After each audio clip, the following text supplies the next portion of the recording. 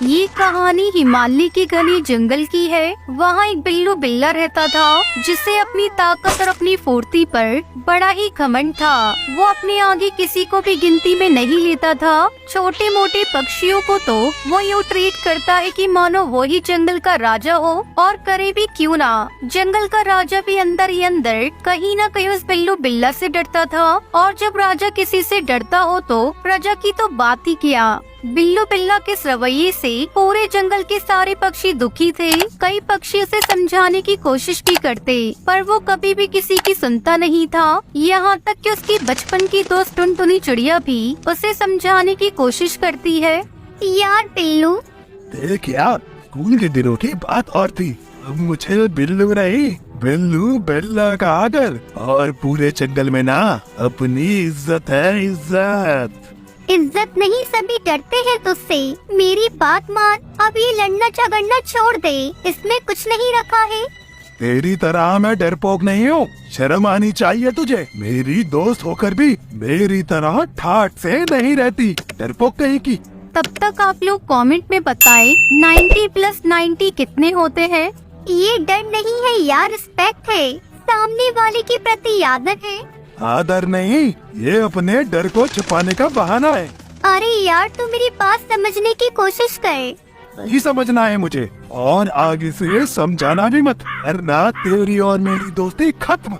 बिल्लू बिल्ला पर किसी की भी समझाने का कोई भी असर नहीं होता था। यहाँ तक कि अपने घमंड में उसने अपनी बचपन की दोस्त टुनटुनी चिड़िया से भी लड़कर दोस्ती तोड़ दी थी। वो अपने को समझाने वाले और सलाह देने वाले को पसंद नहीं करता था। उसे तो सिर्फ उसे सलाम करने वाले पसंद थे।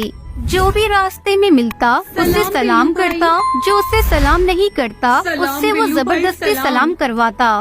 क्यों बे, सलाम मारने के लिए तेरे हाथ टूट गए हैं क्या? हाँ वो क्या, सलाम मार, और हर बार सलाम मारना, वरना तेरे आगे का दाया और पीछे का बाया पैर तोड़कर ना खा जाऊंगा। ना चल पाएगा, ना घिसट पाएगा। माफ कर दो बिल्लू भाई, माफ कर दो। सलाम मार, सलाम। तोता भाई, आपने बिल्लू बिल्ला को देखकर रास्ता क्यों बदल लिया? क्या बताऊं बुलबुल बहन, इसके सामने जाओ तो इसे सलाम करना पड़ता है। कहीं भूल गए तो फाड़ खाने की बात करता है, कहीं गुस्से में फाड़ खाया तो इससे तो बेहतर है उस रास्ते ही ना जाओ जिस रास्ते ये बिल्लू जाए। फिर तो ऐसा हो गया था कि जो भी घमंडी बिल्लू बिल्ला को देखता वो अपना रास्ता बदल लेता। कोई भी उससे उलझना नहीं चाहता था, ना बहस करना चाहता था। जबकि बिल्लू बिल्ला था कि जिस पर नजर पड़ जाती जबरदस्ती उसके सामने पहुंच जाता और उसे खुद को सलाम करने को बोलता। उसे इतना घमंड हो गया था कि एक दिन उसके बचपन की दोस्त टुनटुनी चिड़िया उसे मिल गई तो वो उससे भी बोल पड़ा। ओए टुनटुनी चिड़िया, क्या हुआ बिल्लू? माना कि तू मेरी बचपन की दोस्त है, पर ये मत बोल कि इस जंगल में जिसे भी रहना है, जिसे भी मेरे सामने से गुजरना है, मुझे सलाम मारे बगैर नहीं गुजर सकता। और किसी ने नहीं मारा तो वो जान से मारा जाएगा। चल सलाम मार मुझे। अरे मैं तो तुम्हारी बचपन की दोस्त हूँ। दोस्ती अपनी जगह और पोजीशन अपनी जगह। सलाम मार, सलाम। बिल्लू बिल्ला की बचपन की दोस्त टुनटुनी चिड़िया को उसका ये रवैया बिल्कुल भी पसंद नहीं आया था, मगर वो उसे कैसे समझाए। वो था कि अपने घमंड की आगे किसी को सुनने को ही तैयार नहीं था। ये सिलसिला काफी दिनों तक चलता रहा। ऐसे में एक दिन बिल्लू बिल्ला को बाज का बच्चा रास्ते में मिल गया।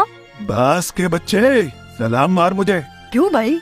तुझे तेरे माँ बाप या जंगल के किसी ने बताया नहीं? मैं बिल्लू राजा हूँ, बिल्लू राजा। मेरे मम्मी पापा भी मुझे राजा कहते हैं, तुम मुझे सलाम मारो। सारा जंगल मुझे सलाम मारता है और मैं तुझे सलाम मारूं? हाँ? घमंडी बिल्लू बिल्ला को गुस्सा आ गया और उसने अपने खतरनाक दांत बाज के बच्चे में गड़ा दिए। दांत इतनी जोर से गड़ी कि बेचारा बाज का नन्हा सा बच्चा दर्द से चिल्लाता हुआ वहाँ से भागता हुआ अपने माँ बाप के पास पहुँचा। तो उसकी बात सुनकर उसके बाप को गुस्सा आ गया और वो पूरी तरह चिल्लाता हुआ बिल्लू बिल्ला को सबक सिखाने निकल पड़ा। कुछ ही आगे जाकर बाज को बिल्लू बिल्ला मिल गया। क्यों बे बिल्लू बिल्ला, तूने मेरे बच्चे को काटा है? तमीज से बात करो, हाँ, मैंने काटा, उसने मुझे सलाम नहीं मारा था। ले, मैं सलाम मारता हूँ तुझे। बाज इस मार से बिल्लू बिल्ला के जबड़े हिल जाते हैं। वो घबराकर वहाँ से भागता है। उसे आगे टुनटुनी चिड़िया दिखाई देती है। वो उसके पीछे जाकर छुप जाता है।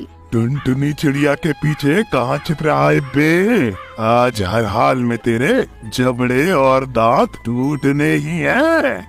सारी बात सुनकर टुनटुनी चिड़िया उसे फिर समझाती है। तू मेरे बचपन का दोस्त था, इसलिए मैं तुझे समझाती थी।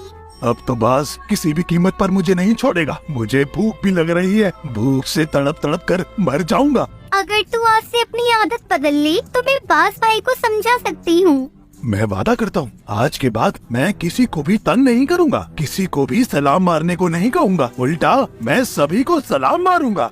ये सुनकर टुनटुनी चिड़िया कुछ ही देर में बाज भाई को समझाकर शांत करती है। बिल्लू बिल्ला बाज भाई को शांत देखकर सरप्राइज हो जाता है और फिर पूछता है, अरे बाज भाई, आप मुझ जैसे खतरनाक जानवर से नहीं डरे, मेरा कहना नहीं माने और एक नन्ही सी टुनटुनी चिड़िया की सुन ली।